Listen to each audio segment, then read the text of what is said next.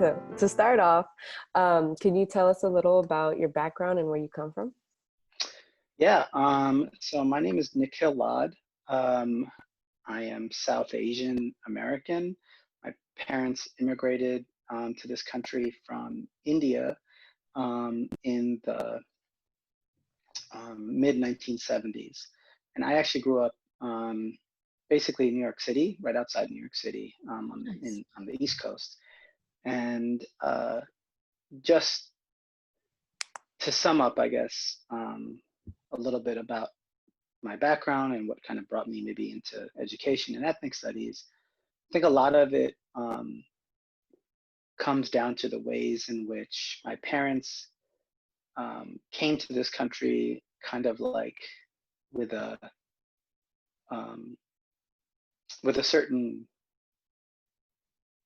kind of expectation of schools that you would kind of use it to get what you wanted later in life, and that's generally connected to like like a lot of I think immigrant families come in this country kind of thinking of education as like a means, and a lot of people just think of education as a means to like getting a job or getting a career that will provide some economic stability and possibly like a quote unquote social status. Right. And so that's what their hopes for me growing up and going to public schools in Long Island, right outside New York City, were. But I think one thing that they had really very little way of knowing the ways in which kind of like American culture, American and systems of power, powerful systems of power and oppression kind of start to shape then the experience of like a child like myself growing up in this country and feeling like caught between two worlds, where at home very Indian, very kind of like natural in that culture, and then going to schools that were ethnically diverse, right, with lots of immigrant kids and families, but not being seeing that in the teachers. I pretty much exclusively had white women teachers, white teachers, and almost all women, and the curriculum was also highly Eurocentric. And so what happened in schools is that I eventually kind of wanted to hide my Indianness, my Indian identity in schools. And so I changed my name from Nikhil to Nick. And in schools, I wanted to be someone else, someone who I think would be more valued and accepted by that institution. And it's not until later, and I got through 12th grade and got to college, where I was ever asked, and it was by a South Asian student, older student, who she was a senior and I was a freshman. She asked like, well, what is your name and what do you want to be called? And I was never asked that ever in school. And that started a process for me in ethnic studies, where it was like actually trying to learn more about the stories that I never got to learn in my K-12 schooling. And so that kind of brings me here. Yeah. I hope that answered the question, but No, it's a yeah, long absolutely. way of saying a little bit of kind of like my experience in schools and where I'm from. And I think that the fact that you make it so centered around your own experience is exactly the sorts of dialogue that us personally as an organization really wants to hear, like the deep nitty gritty, like Mm-hmm. what literally brought you to this place. And if it was the anecdote that you gave, which I thought was really good about Nick to Nikhil, I think that's like super powerful. So thank you for sharing that. Yeah, I mean, for me, it's been my reflection upon my schooling experience for the ways in which, um, like on the outside, it wouldn't seem very like politicized or political, or there wasn't like necessarily like you wouldn't think there were power dynamics at play, but actually, when you think about the things that are shaping people, young people in schools, the pressure they face from themselves, from peers, from society, that's probably magnified now with social media. Like there's a lot around kind of trying to walk this line from hating yourself and loving yourself, and Mm-hmm. how we can make schools and classrooms a place where students learn to think about the ways in which they've been taught to hate themselves, and unlearn those and think and center more on how they can better love themselves and those around them, is kind of what brings me into this.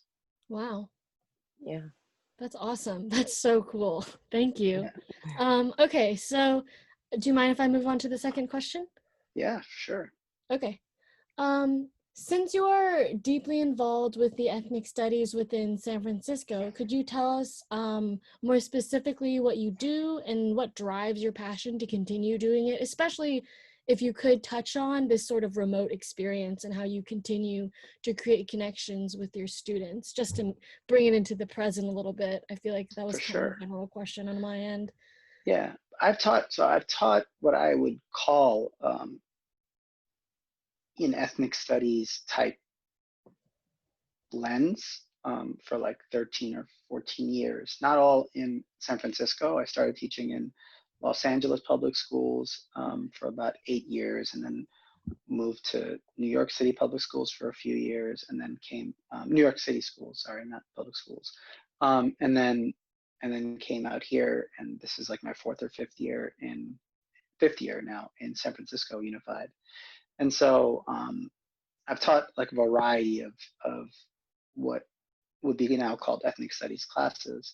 I think for me, the key has been to try to provide students, particularly for me, and this again comes back to like my origin story of teaching, in which I was taking ethnic studies classes at Brown University, and then saw like for a class assignment randomly, it was like my junior year, we were asked, and my junior year, and I was really unsure of what I wanted to do after college.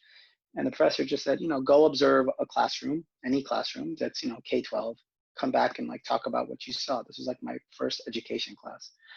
And I ended up, going to the nearest high school to Brown, which is actually a high school right down the street. It's a public high school. It's called Hope High School. And it was like a culture shock. Brown is for like Ivy League, very white, very like wealthy and well-resourced institution, right? With all its kind of like its ties to so much oppression and injustice in history. There's like a legacy of its founder getting like, basically profiting off the slave trade and then starting this college off of that. And then the school generally is not kind of like, you don't see many black and brown kids. And then I go to this high school and it's all black and brown. And it's the, lowest rated, lowest academically performing high school in the state of Rhode Island. And it just like all of a sudden there was an epiphany for me for like, there were all these divides in the 1 mile walk off campus from my dorm and from campus to this school, right down the street, a 15-minute walk.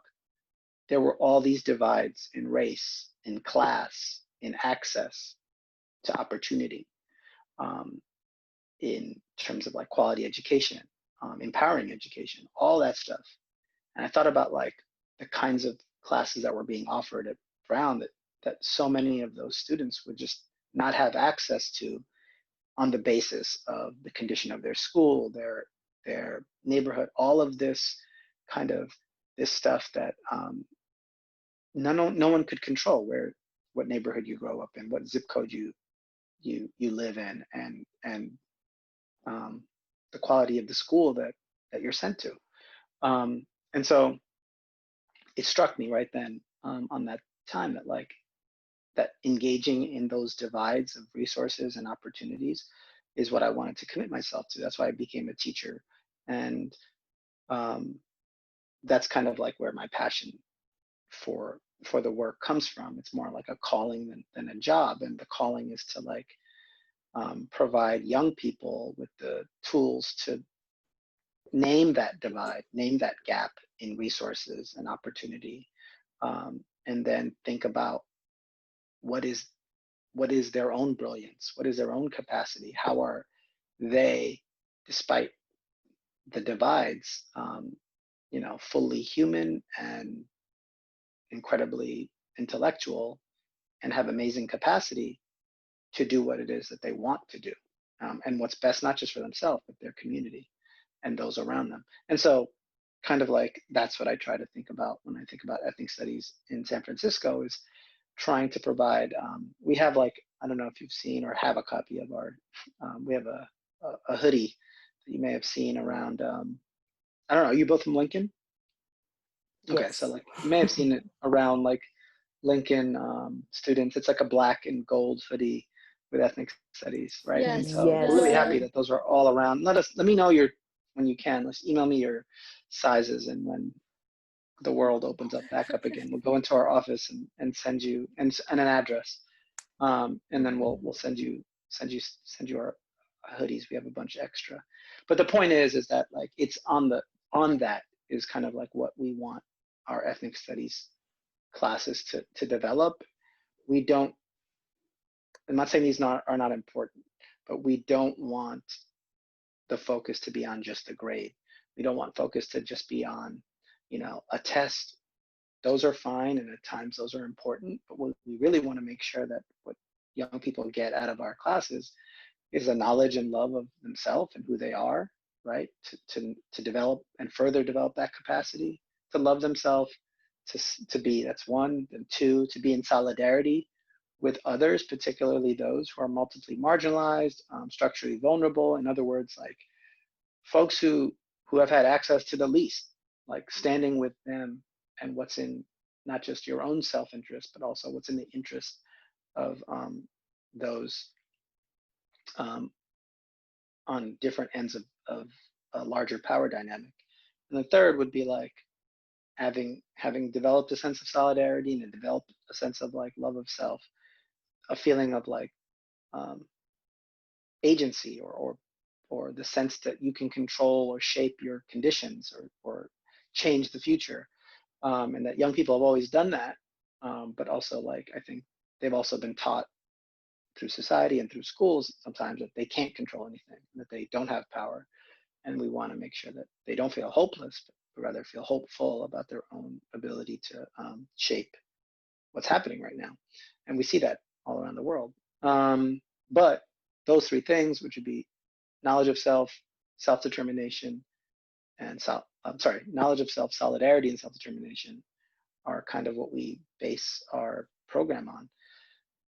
In terms of like how we try to stay connected, we try our best to, at this time, like it's a difficult time because students are going through so much and teachers are going through so much, and there's all these barriers put up in the way of this like it's physically distant, but it's also in a lot of ways kind of, there's a distance like metaphorically as well. And we're trying to do our best to kind of stay in touch with teachers, and by that, and then by students. And one important way we did that last semester, or the end of last year, was we had an ethnic studies virtual block party, we called it. We were going to plan like an ethnic studies in-person summit. We tried to do that. We did that 2 years ago at San Francisco State. We were going to do something similar in May, and then had to like change plans when schools closed. And so what we ended up deciding to do, in coordination with SFUSD Ethnic Studies, but also with our homies who teach ethnic studies in Stockton, California, in Sacramento, and some others, we did kind of like a cross Northern California block party. And I think it was like a couple hundred folks came, and like almost like 200 students. We had youth performers, we had cultural performers, rappers and artists and others, and as well as like, nurses talking about the pandemic and how to protect ourselves. And so it was like a beautiful event that tried to center youth voice. And so as much as possible, we try to have youth storytelling as like the key piece of what we do. And so that block party was one example of that. And we hope to do something similar like that again this year. And so to do that, we have to kind of work with teachers very closely. And that's my position now. I would call it like I co-coordinate along with Art Nelson Concordia, who's a longtime ethnic studies teacher in this district, co-coordinate the ethnic studies department. And we work with teachers to support them to better instruct and work with our youth. Wow, you have a very entailing job, and it seems you're very passionate about it. Cool. And the passion is very inspiring. Do you mind if I move on to the next question? Yeah, of course. All right. Okay. So do you see implementing ethnic studies as an appropriate and necessary response to the current issues facing like the Bay Area and just kind of our current times right now? I think yes. I think like in a short answer, undoubtedly. I think I would, I want to say two things. I want to say there needs to be more access to ethnic studies classes taught by conscious teachers or teachers who are developing their own consciousness. There's no like wokeness, and then you can't get like woker. You can always evolve. And so there has to be, like, yes, we need more classes that are geared towards showing young folks, and that's all young folks, white folks included, right, about kind of like how power and privilege have shaped so much of our country and the world's history. At the same time, I want to make it clear that like the approach that we try to center about loving yourself and being in solidarity with others, particularly those who are most marginalized, and having self-determination to be kind of like to move towards some kind of feeling of powerfulness or agency, like that doesn't have to be in what you call an ethnic studies class. Like that could be your ELA class, that could be your history class, your government class, that could be your PE class. And so I think that the approach to a humanizing or to a liberatory education should be everywhere. And there needs to be more ethnic studies classes that are centered on that approach, that tries to look at connections, themes, that tries to bring people together, but also examine the ways in which they are not the same. And I think that, so to answer your question, I think like so much of what is happening right now speaks to the need for there to be critical thinkers, and critical thinkers who are able to unpack narratives and look at kind of the legacies behind those narratives, the stories of both resilience and the stories of kind of like unfortunate oppression, right? And so like we have to think about both of those. And so much of what's happening today in our society reveals that like we as a society have been woefully miseducated. And we've been miseducated, I think, in service of keeping things the way they are, in service of white supremacy and capitalism and patriarchy and all of these other things. And we have to kind of unlearn and relearn something else. And I think how we do that in schools is that we have to make schools places that analyze the ways in which we navigate those systems, that help young people name those things, examine those things, but then also don't feel like they're just victimized by them, but actually have the capacity to navigate and ultimately transform them.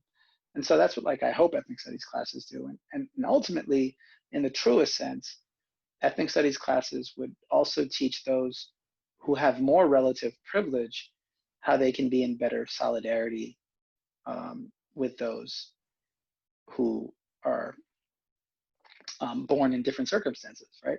And so, like, how can men, how can cis folks, hetero folks, How can folks who are white or middle class be in greater solidarity, be allies or co-conspirators with, right? Folks who are queer, trans, Black, Indigenous, folks of color, working class, like all of those things need to be thought about. And so ultimately, I think like an ethnic studies class should be bringing folks together and looking at the ways in which we can reduce suffering and eventually hope maybe even eliminate it. Yeah. Got it. You basically answered our fourth question, but to kind of build on what you said, our fourth question was, how do you think ethnic studies should be integrated into our current K through 12 model? But to build off of that, I'd like to know, through our research of ethnic studies and our personal experience with ethnic studies, the teaching of those concepts are pretty heavily aggregated at the collegiate level. And I was thinking, because you do have so much experience teaching in K through 12 schools, how do you suppose perhaps taking what originated in a college setting to, that K through 12 model? Do you have any opinions on that? Anything you'd like to share? Yeah,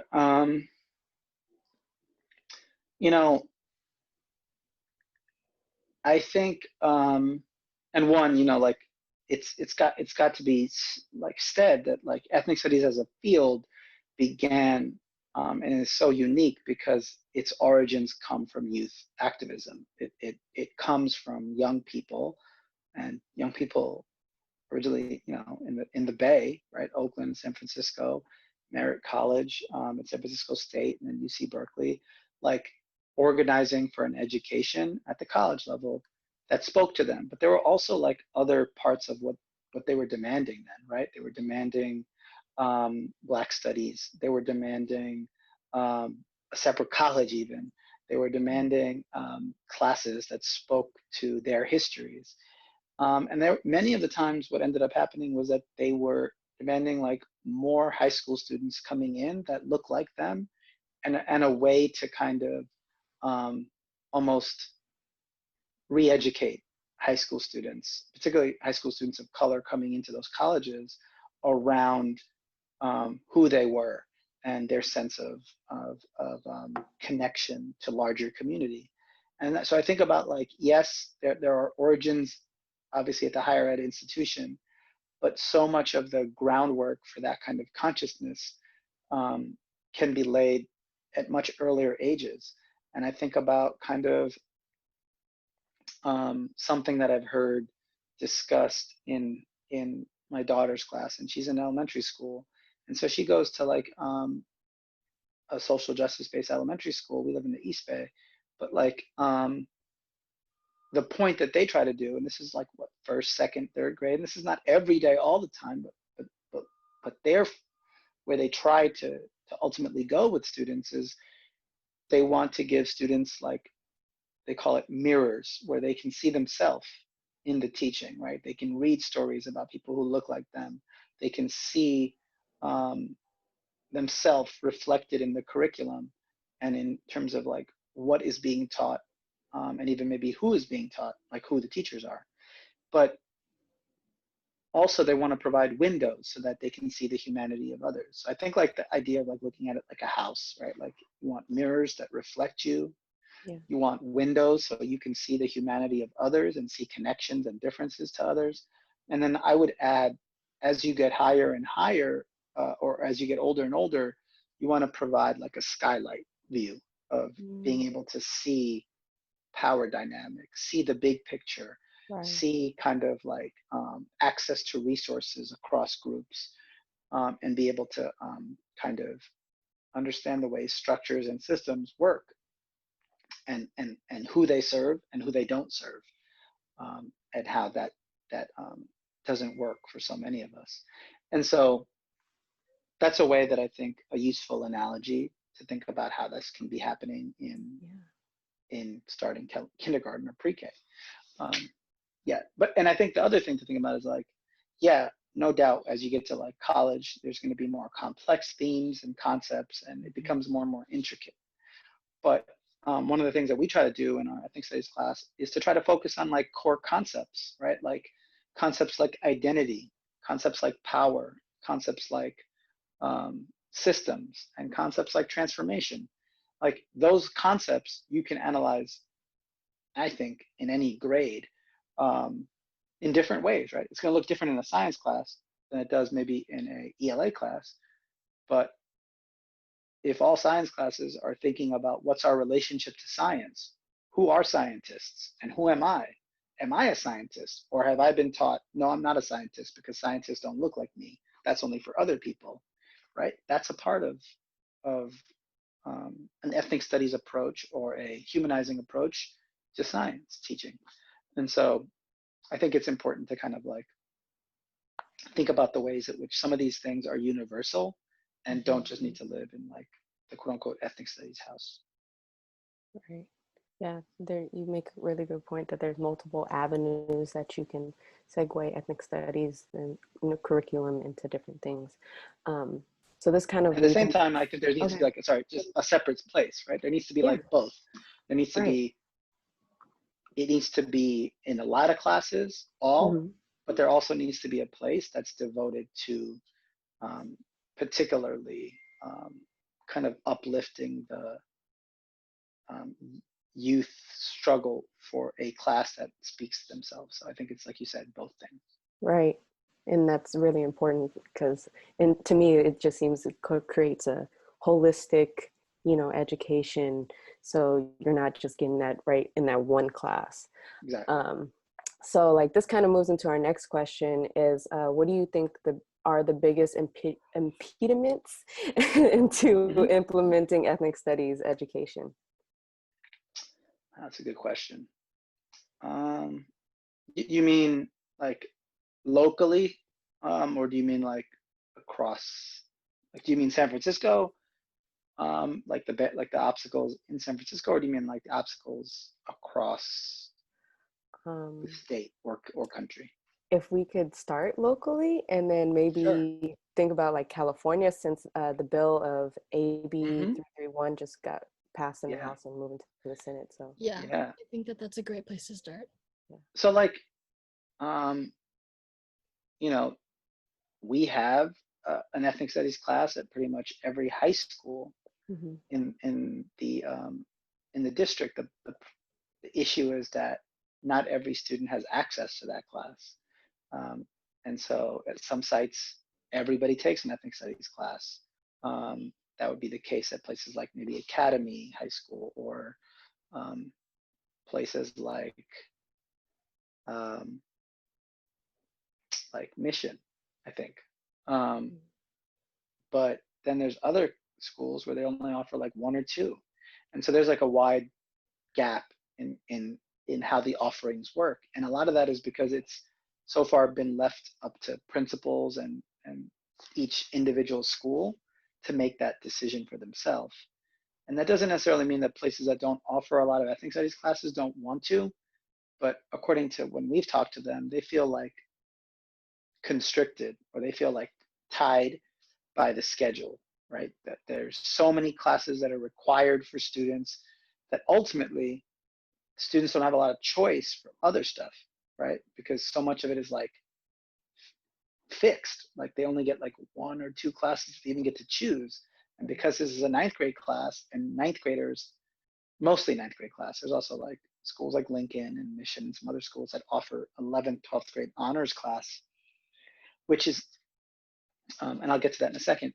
So because most schools offer this, and this is supposed to be like almost like an intervention, like a ninth grade class, there are studies that I can actually share with you that speak to like the power of an ethnic studies class in literally increasing attendance in all classes. So like, I think about like, that was done by researchers from Stanford. It was done on SFUSD ethnic studies classes like from years ago. And what they just recently, like as of 2 months ago, kind of like updated their study, is that they basically found that like the folks who were in these classes at that time, and they were all below a 2.0 GPA, that's what initially put them in an ethnic studies class. That's how ethnic studies kind of like initially got started. Like just put a bunch of the kids, mostly Black and brown, who have like below 2.0 and we think may not graduate. It's called early warning indicators, or EWIs. This is like at a middle school. Put them in this class.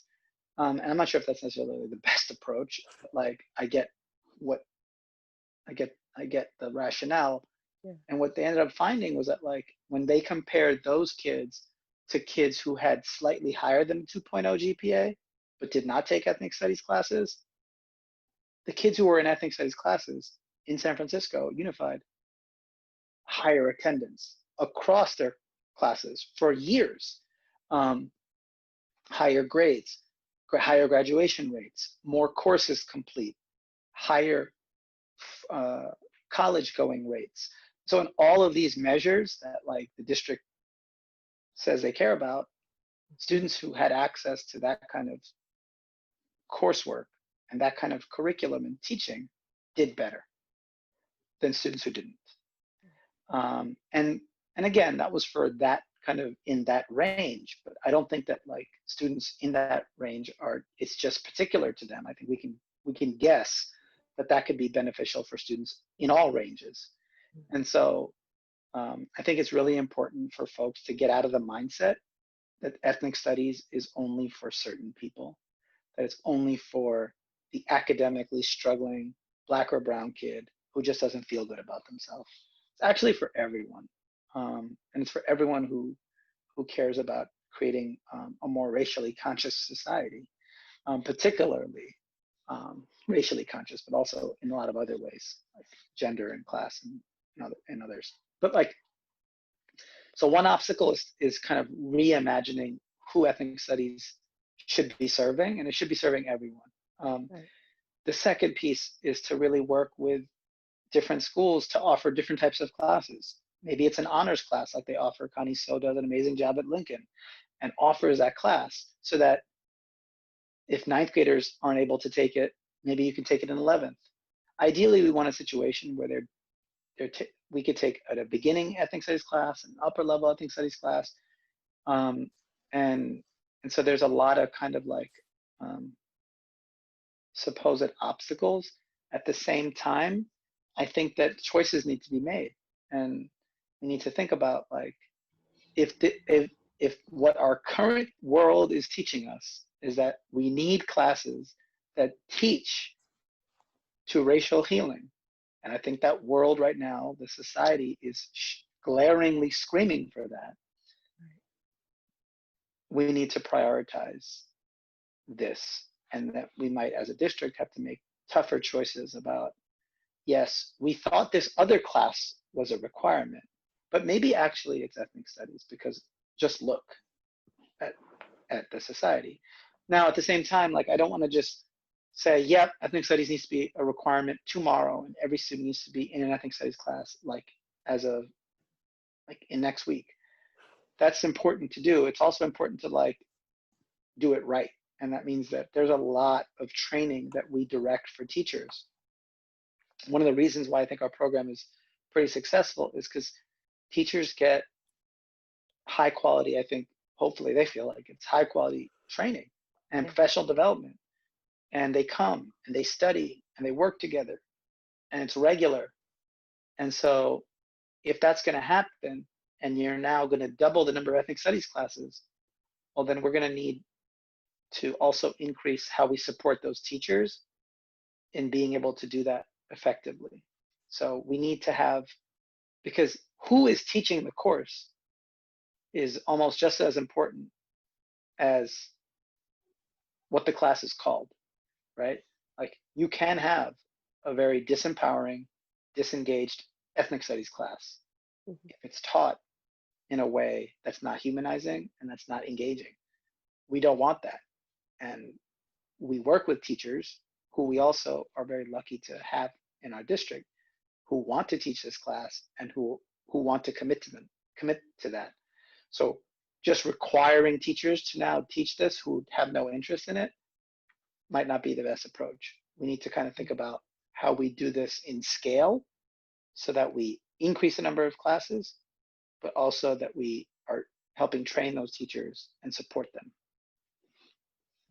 From what I'm hearing, I think so. The teaching profession is quite a like self-selecting process. Like you don't want to be a teacher for no good reason, but I imagine that intensity and the specificity of it all is intensified through ethnic studies. Is kind of what I'm hearing for you. Like to be an ethnic studies teacher, it's a little bit different than just picking up math and then teaching that to a group of like In 9. some ways, I think that there's like yeah, I would say that because of the history, like we were talking about, of where ethnic studies comes from, there's almost like an inherent ethnic studies is inherently politicized in ways that like traditional math classes aren't, but actually I think math classes should be. Like we should be learning about like the math of our neighborhood and the math of who gets what and how to and who doesn't get. Um, so yeah, I hear what you're saying though. Like most folks go into math and aren't necessarily thinking about systems of power and oppression and how they're going to use math to kind of transform that. Whereas ethnic studies, there's probably a greater awareness of those things. So that's definitely true. And then the idea of like, actually, you bring up a great point around teaching. What I want to do and what I want to really think about is how do we get more of our students to eventually become our teachers.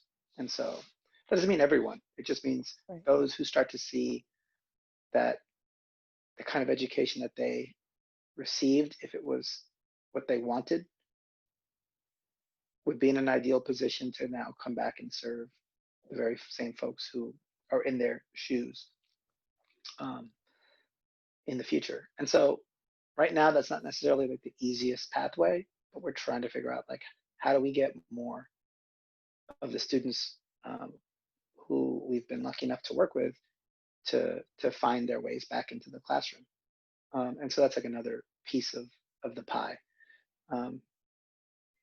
But for sure, your point is well taken, that it in some ways is self-selecting, and in other ways is the product of a lot of hard work and development on teachers, on the teacher's end, to want to serve a particular group of students, right?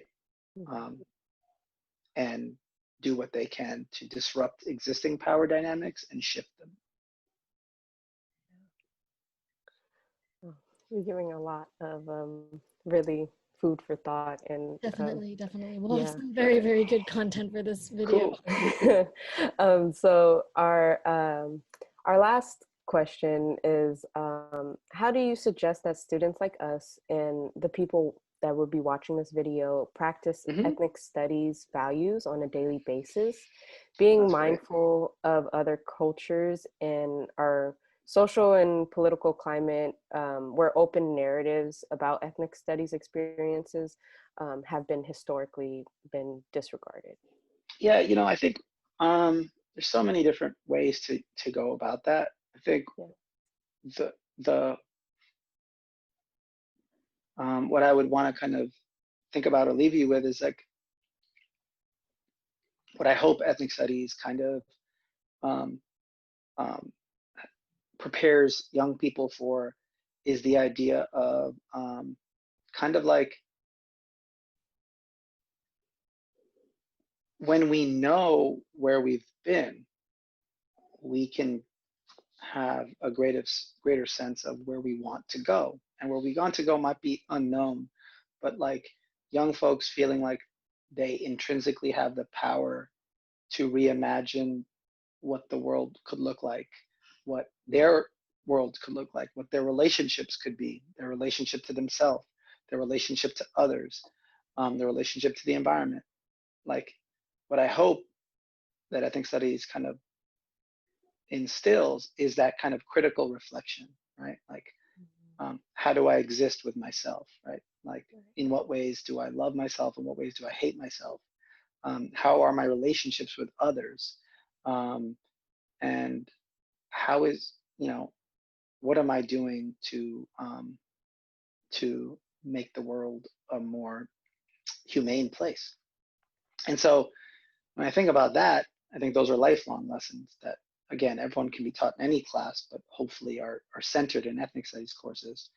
And so in terms of like, I think what's really important to center is like, what are actual young people's experience in ethnic studies classes?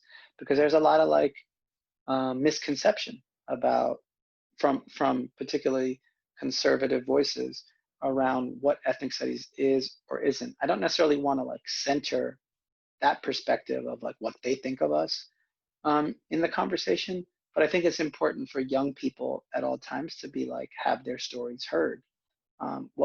What did they feel? How did it uplift them?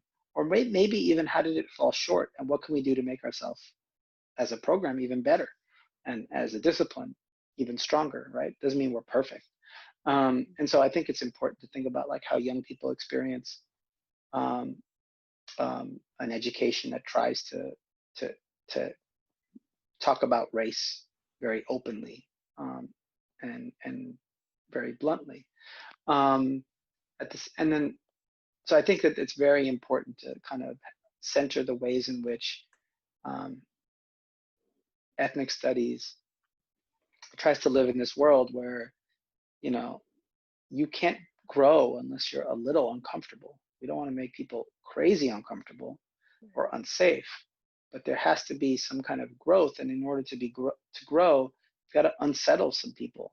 And it doesn't mean push them into unsafe places, but I'd like to kind of think about the ways in which ethnic studies kind of hopefully pushed folks to think about things that were at times uncomfortable for them, but in ultimately made them more conscious of themselves and their surroundings and their relationships. And so to think about how ethnic studies has shaped both of your lives would be really interesting to know. And then in terms of like advocacy, I think like we always need more young folks standing up and saying, this worked for us and we need more of it. That I think is the most effective kind of method, right? Because, you know, I don't want to take like necessarily like the corporate model, but like young people are the customer. And if the customer is happy and wants more of it, most places offer more of it. And so that's where one thing I think needs to be more apparent and more visible in the decision makers' faces about like, look at what young people say is working and are demanding more of. And now how do we provide what they're asking for? Definitely. And I think in a way that's kind of what we exactly want to do, is we want to demand more. And with our ethnic studies experience, mine and Maeve's is different, but going to Lincoln, we have Miss Connie So, who teaches the ethnic studies course, and there's also a new teacher that I know that is there. But there is also teachers there that have ethnic studies based curriculums that they work with. And Miss Tesserero, let me not mess up her name, Miss Tesserero, she with CSU's writing expository, that whole course that I was able to really take in, and we learned, like you said, environmental, how the relationship with that, and we watched the ethnic studies,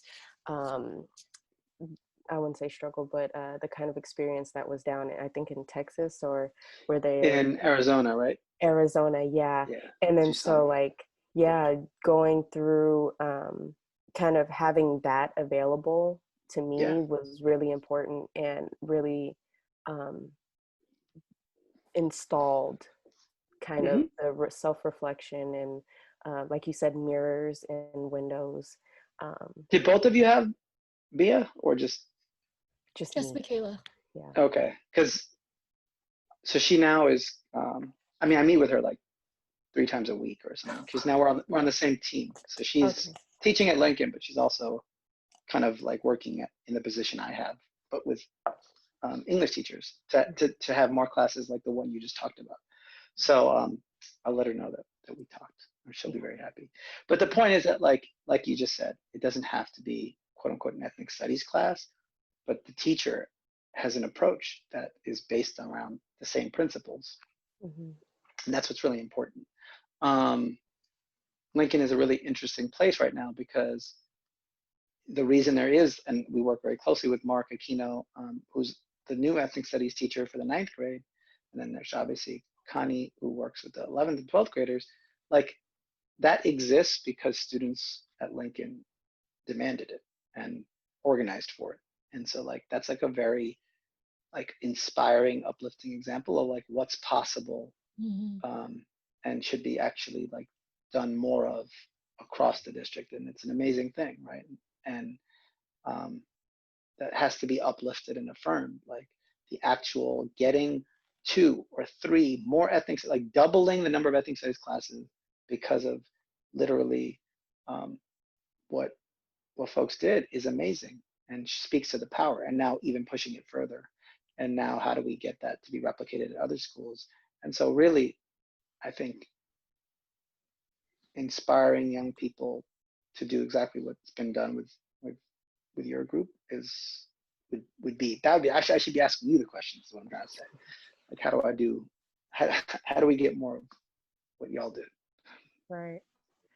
Oh, I don't know. Maybe do you want to like touch on kind of your experience with the ethnic studies and kind of? Okay, so I think I personally come from a different background than I would say the average San Franciscan student comes from academically.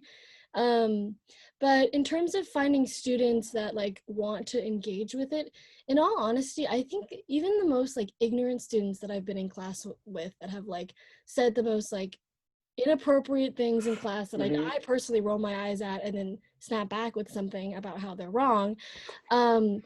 I think, to be honest, all high school students, because I mean, they don't really know any better, do feel like they want to engage in something like that, especially when it's so culturally relevant. Like, I think it would be different if we were, you know, talking about something other than, you know, Black Lives Matter and all these very specific and honestly kind of difficult topics to talk about weren't in the current dialogue right now. I do think students really do want to engage, but I think sometimes that was definitely the case for me.